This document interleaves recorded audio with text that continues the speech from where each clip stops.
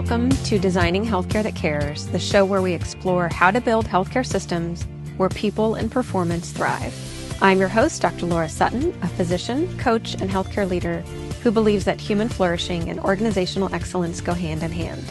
Each week, I talk with leaders, change makers, and innovators about how to shift culture, lead with purpose, and tackle the root causes of burnout.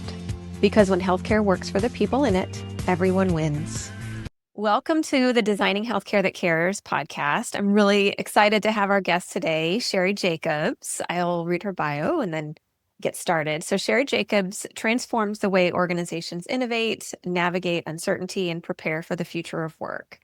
A 3-time best-selling author, researcher, and CEO of Avenue M Group, she has surveyed nearly 1 million people and worked with over 300 organizations to uncover how leaders can amplify every voice, foster risk-taking, and build greater resilience.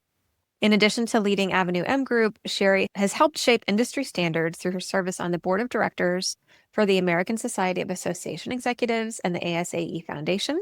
Based in Denver, Colorado, Sheri draws inspiration from her adventures photographing wildlife from Antarctica to Zambia, and from daily life with her husband, John, and their 3 spirited dogs, Zoe, Ellie, and Jonah. Sheri, thanks so much for being here. Great to have you. Oh, it's my pleasure. Thank you, Laura. So we're talking a little bit just now before we hit record about some kind of our shared interests. Again, talking about healthcare. I know you've done a ton of work in healthcare. I definitely want to dive into that. But I'm curious a little bit about just your background and how you got into the work that you're doing right now. Yeah, it was an interesting route. So I went to college and became a photojournalist. I worked for newspapers and my passion was sports. And I tell people back in the day, I shot Michael Jordan when he played for the Chicago Bulls with a manual focus camera and film. Wow. And it was so much fun. It was an exciting time. But I eventually transitioned out of that into working in nonprofits because I helped start a nonprofit for girls in the inner city by giving them cameras and having them express themselves and share what their lives were like. And through that work, I transitioned out of being a photojournalist for newspapers and started looking for and working in nonprofits, mostly associations. So I put down my cameras and focused on working at 3 associations. And then I got this entrepreneurial spirit. I love to do more and to help organizations grow. So I started my own company, Avenue M Group, about 15 years ago. And over that time, started writing books and doing keynotes. And then about 5 years ago, I really missed photography. And while I'm not going to go shoot the Chicago Bulls, wildlife is a lot like sport. It's fast moving, it's unpredictable, you can't set it up. And I have a passion for the outdoors and for nature. So I started small, just photographing hummingbirds at the local garden. And then I started taking trips to Africa and to the Arctic and Antarctica. And actually just got back from Botswana, my 8th trip to Africa. Wow, that's incredible. Yeah, so much I want to dive into. I love the connection that you made between wildlife and sports. I would never have thought of that. But yeah, you never quite know what you're going to capture. And your pictures are gorgeous. So we'll definitely want to include your website in our show notes and encourage listeners to check it out. And so it really sounds like you've created this life for yourself where you're doing a lot of what you love. Your photography, which is one of your first loves, and then keynotes and writing and speaking and working with associations and the nonprofit work and spreading your message to millions of people. Absolutely. And the experiences that I have out in the field as a photographer or as a researcher or even giving keynotes with all that I have on my plate, it all ties back. These are the experiences that has actually helped me create this concept around how do you get done what you want to accomplish in a realistic way and not feel overwhelmed or burnt out. Because so many of us do have so many goals and so many things that we want to do, but it can be overwhelming. And so people often say, Sheri, how do you fit it in? Do you have more hours in the day than the rest of us? And the answer is no. I actually have created very strict boundaries around what I say yes to and what I say no to. And that enables me to achieve more, to pursue these things. Yeah, I love that. And I definitely want to dive in because specifically around boundaries, and one of your books is titled The Unexpected Power of Boundaries. And that title just resonates so much with me because even the word boundary can feel constricting, I think. And I was just on a group coaching call last night with an organization I coach with. And it was a lot of women physicians talking about struggling setting boundaries. And at least I hear this a lot, this feeling that setting boundaries is going to increase suffering in some way or be more difficult than it needs to be. And there can be some challenges, but I want to hear from your perspective and really where this message came from, how freeing it can be to set boundaries. Sure, absolutely. So I start by thinking about if we looked at the world around us, it's exciting, right? There are so many possibilities. There's all the new technology. There's all the new tools out there. And you feel this rush of excitement because there's so many new doors that are opening. But at the same time, we feel also uncertain or overwhelmed or even just stuck. And while there's so much that we can do when there are unlimited options out there, we tend to retreat back to what we've always done. I call it, we stay on our playground. We don't expand out there because it's almost overwhelming what you should do in any field, in any industry. So people often ask me, how do I get unstuck? Or how do I explore the things that I want to do? And that's when I introduce the idea of having boundaries in there, because that actually gives you the freedom to explore all the way up to it. So, Laura, I'll give you a quick example that totally makes sense for people. There was a study, just a little experiment done by a landscape architect who was curious about the impact how physical boundaries have on how children play. So she set up this experiment. She asked a group of preschool teachers to take their kids to a park. And the park had the typical wood chips and the swings and the slides and the big grassy area, but it was a big wide open space. And when the classes got to the playground, to the park, every single child stayed on the playground. Not one ventured out into the grassy area in the park. So a week later, she takes the same group of kids, same teachers, to a different park in town. And while it's nearly identical, this one has a fence that goes all the way around it. And when they get there to the park, more than half the kids scattered. They ran all the way to the fences. They would play, they would try something, and if that game didn't work out, they would try something else. And what she observed in this experiment was that when we know how far we can go, we feel safer to explore and to experiment and to even try things that may not work. When we don't, we play it safe. Yeah. And so that, to me, it's such a great analogy for thinking of what if I defined where the fences were around my work, around the things that I want to do. And no, I can go all the way up to that fence. I'm not going to go beyond that. It actually is liberating instead of limiting. Yeah, that's such an interesting experiment. The analogy that came up for me when I was hearing you is one I put about in my book about going to an amusement park. So it's overstimulating. There's so many choices that you can explore and go for the ride or eat food or go see a show or whatever.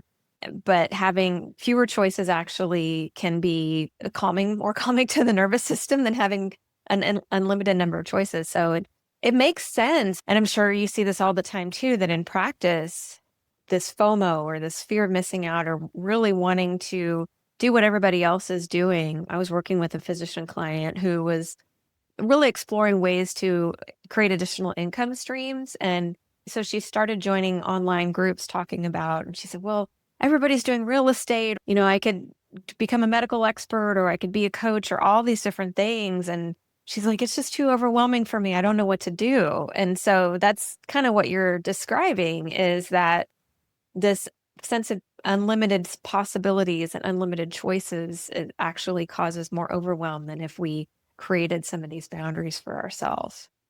Yeah, absolutely. The great analogy I also give is, imagine you're walking into the Cheesecake Factory, right? You sit down, they put that huge menu in front of you. There are 463 items in it. At first, you're really excited. You're like, oh, am I going to get something new? But as you turn those pages of possibility, you end up landing on the thing that you always order when you get there, because there's just too many choice. Yeah. Versus going to a restaurant that has 5 items on the menu, and then you think, you know what, I think I'll try something new. And it's just so much easier. And the world of healthcare today, and with all the tools and the technologies, and then all those other areas where you can earn income, it's kind of like that cheesecake Factory menu, right? 463 different options out there. So I'm overwhelmed by it. And so being able to select the area, the space that you want to work in can now be more liberating, because the first step is defining the boundaries, but you don't just stop there, because the next step is where you get input from a variety of sources, even unexpected places. And then the third is, once you've defined that, that's when you could start taking more shots. That's when you could start exploring those ideas. But you can't jump to I want to try something new without defining the space that you want to work in.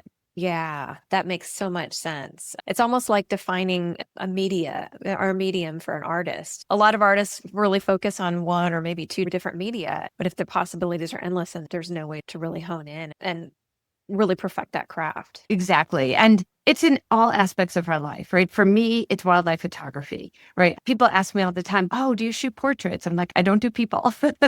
I really love that space that I work in. Yes, you can explore and expand in other areas. So like my husband, he loves to cook and he's always exploring new cuisines.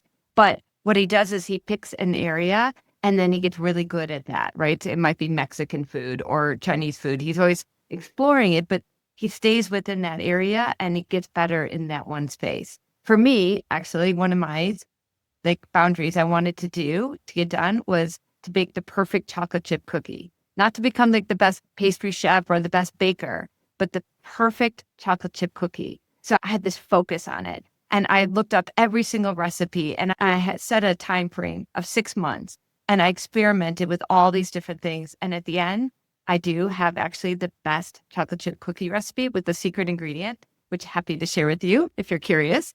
But it makes the perfect chocolate chip cookie. And if I had scattered and said, I just want to be a great baker, I would probably not perfect anything. I love that. I mean, I love chocolate chip cookies. So yes, what is your secret ingredient? So it's maple syrup. Oh. Yeah.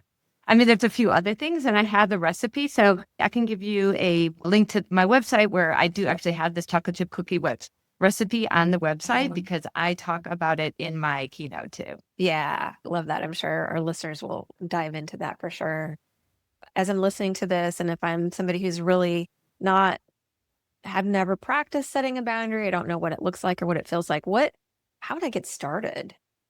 Yeah. So there's a couple of things that I recommend in thinking about it and how you can more easily get started with it and kind of get unstuck. So first is really ask yourself what matters to you right now within it. What are not just the work to be done, but the outcomes that you want to see? What's most important to you in that space?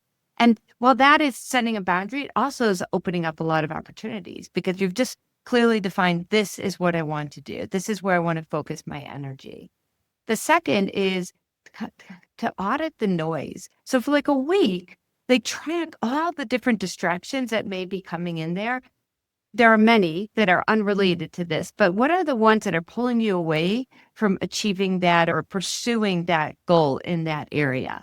And it could be all the social media platforms. So maybe there's just one, or it could be all the publications or all the resources out there. So just by narrowing that focus in there. And then the third is to understand your capacity for taking risk, which is very different from your tolerance. So risk tolerance is your comfort level, right? We all have low, medium, or high tolerance for taking risks. Some people are play it safers. They feel very low tolerance for risk, and other people are bigger risk takers. But making a change or exploring something new is not about your comfort level with risk or change. It's with your capacity. And what I mean by that is if you do this and it doesn't succeed, what happens? And evaluating that and having more of our objective look at what happens if I fail. Well, can I come back? Can I experiment? Can I learn again? Instead of looking at risk tolerance, that's looking at your capacity. And those three things will really help people kind of move forward. Yeah, it's so helpful, really differentiating between the capacity and comfort level with risk. What comes up for me when I hear that is that both of those things might shift over time in different ways. So I had a client the other day, she's a clinician, and her husband's a clinician also. She has two small kids and she wanted to cut back her working hours so that she could pick up her son from school so he wouldn't have to go to the after school program, all those kinds of things. Really wanted to be more present with her family. And so she was talking about the impacts of these decisions she would be making on the family. And I was just really thinking that when her kids are small, her capacity and her tolerance might be one level. And then when her kids are older, so we're empty nesters now. My daughter is off at college and she's a freshman this year. And so my priorities are shifting a little bit. And the way that I will live my life and carry out my day is going to be different now than it was a year ago when she was home. And so at least that's what's coming up for me. Is that kind of am I on the right track there with what you're saying about risk? 100%. And I've been through the similar situation. My daughter, when she was very young, I limited the amount of travel that I could do. I wanted to make sure I was there for her cross-country meets. Men and women, we're all trying to find that balance. And it's hard. That perfect balance is hard to achieve. But instead of that perfect balance, it's prioritizing and saying, this is what's really important to me. And at this point right now, my capacity for doing things is here. And yes, it may change. But some people make assumptions around their capacity. Oh, I need to be there every day, when they can have actually evaluate it and say, oh, you know what? 1 or 2 days a week, I can do this, or there are some options there. So kind of looking at that, but it definitely changes over time. The one thing I recommend is as you're shifting, as your schedule shifts and as your priorities and your availability shifts, start small, right? Start thinking about, okay, I don't have to make a big decision and change everything, but how can I make one small change and test it, experiment with it? Does this work? And then build on that rather than a huge leap. Yeah. Those small shifts and the small wins can really build confidence. And even if they're a little bit scary at first, then it gives us the confidence and the capacity for bigger decisions and bigger risks.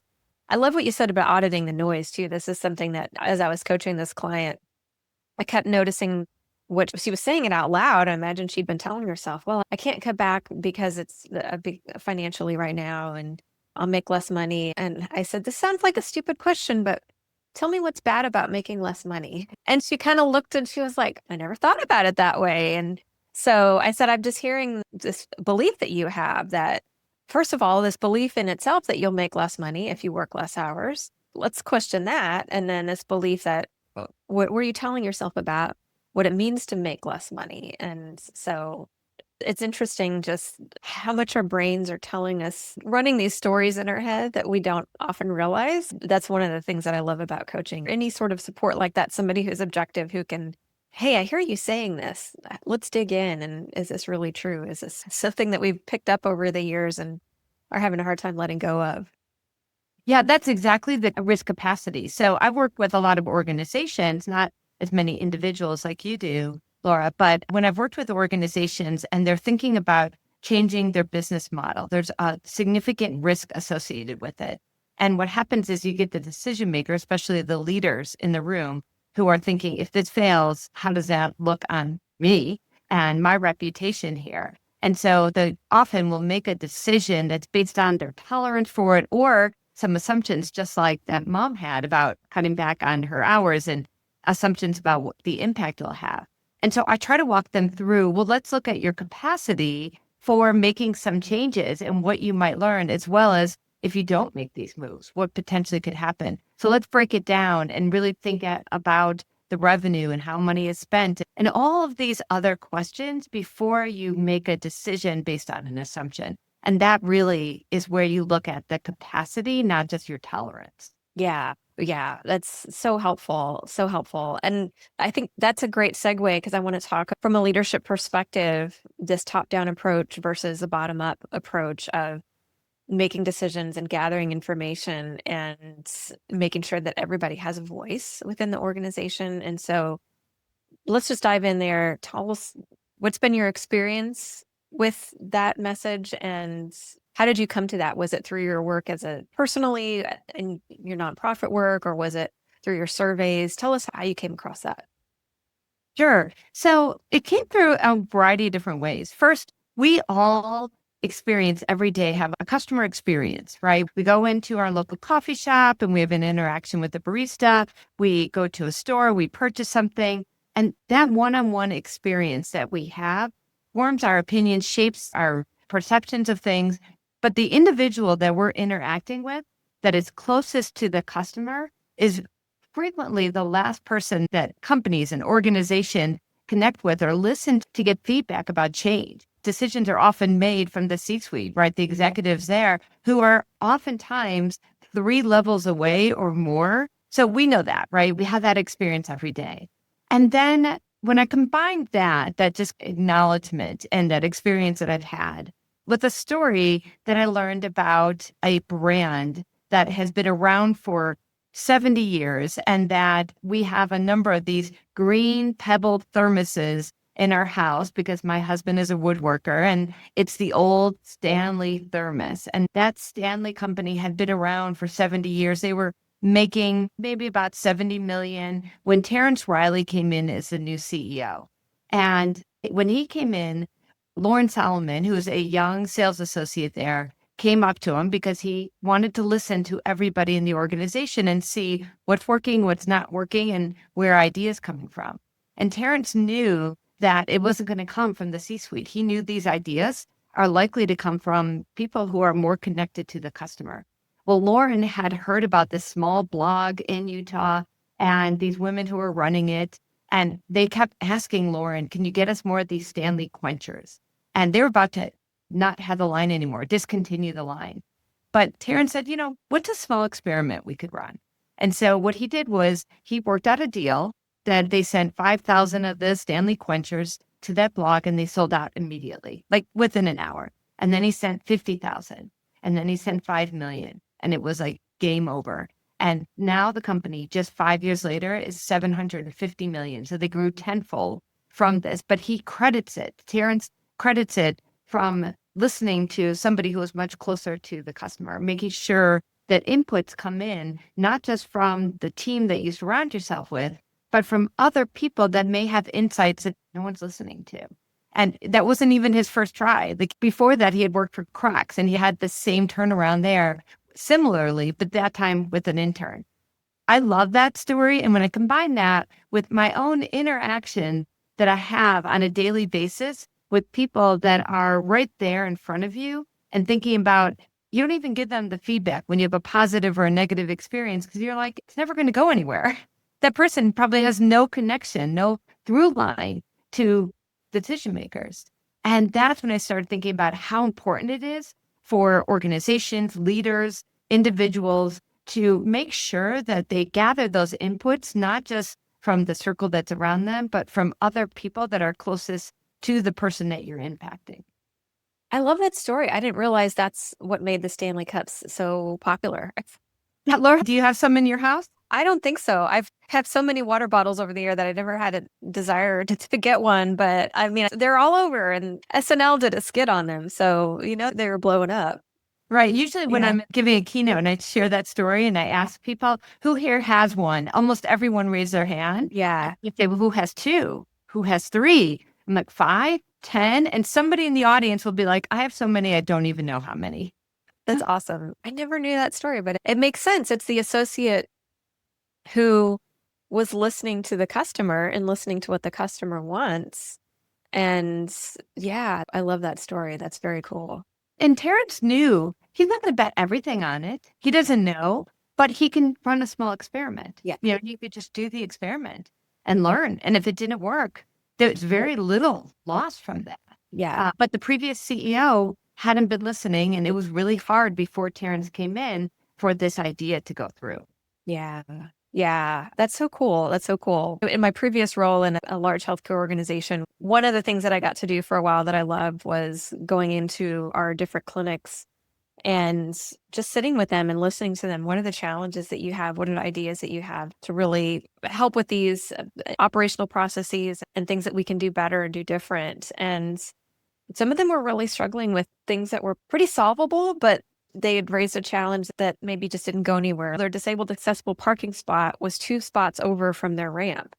So somebody gets out of the disabled accessible parking spot, they have to either walk over to the ramp or they hop up on their walker, their wheelchair, and from where they are. And somebody actually did that. They hopped up on their walker, they fell in the parking lot, and that patient ended up passing away.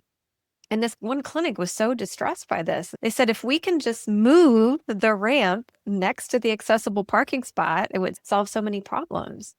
And they had met with some of the decision makers to try to get this done, but they hadn't expressed the impact and how powerful the story was and how just really made like the human connection there. And so we were able to kind of coordinate efforts and get that ramp moved. And that's one of the most moving a ramp is like one of the most gratifying things I did in my time there. But yeah, again, when we were able to listen to the people that are closest to the action, they have the best ideas.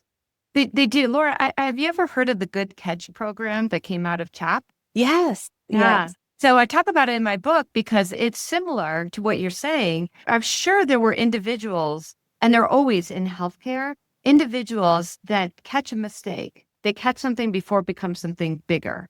And somebody may have seen somebody stumble on that ramp, but they didn't have a program or a process for people to say, oh, you know what? I saw this. Let's catch this before it becomes something bigger. But I'm certain other people observed that the challenge of that ramp before that incident occurred. And so I love that the Children's Hospital of Philadelphia had that Good Catch program. And I talk about how that's a great way to make every voice heard, to make sure that people know that when mistakes are made, you can be rewarded or it's something that's beneficial. So years ago, I worked at a startup that actually made it.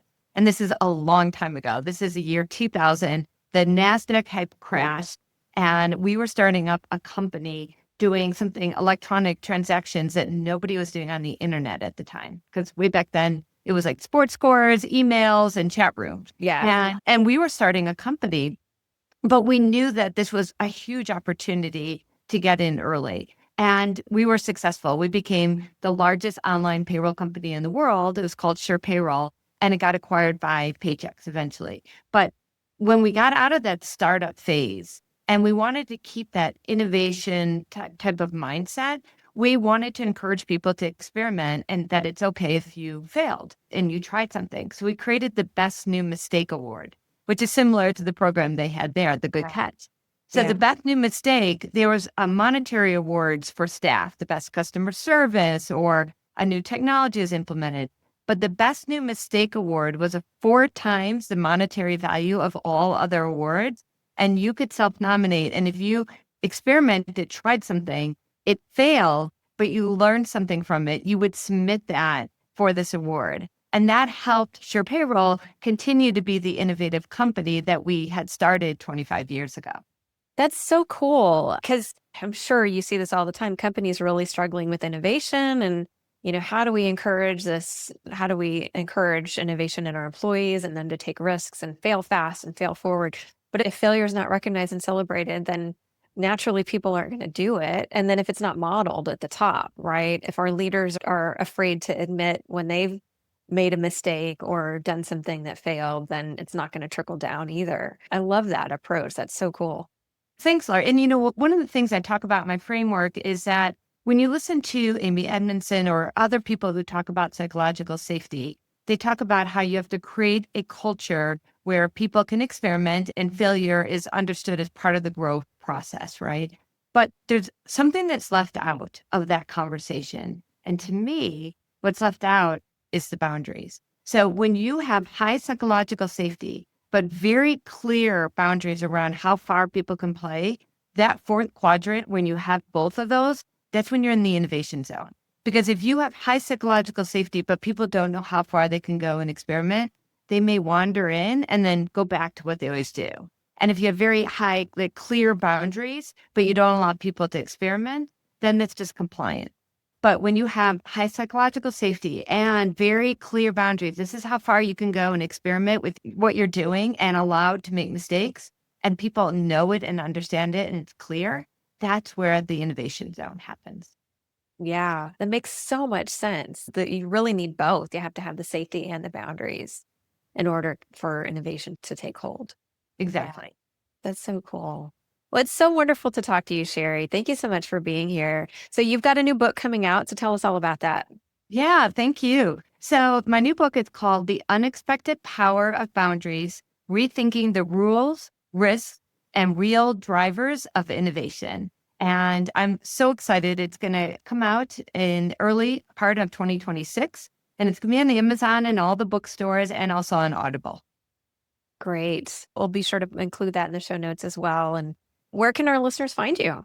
So they can find me at SheriJacobs.com. And I have somewhat of an unusual spelling to my name. So I know you'll put that in the show notes too, but it's SHERI Jacobs.com. So they could find me there. And I have some additional resources, plus the photos from some of my adventures around the world.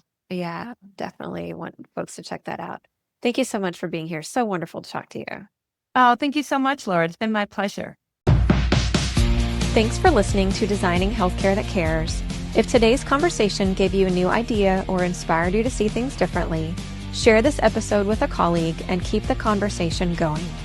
And if you're ready to take the next step in building a thriving healthcare culture, you can find resources and ways to connect with me at drlaurasuttin.com. This podcast is for educational and informational purposes only. It is not medical advice, and it should not replace care from a qualified healthcare provider. Always seek the guidance of your physician or other qualified professional for any medical questions or decisions.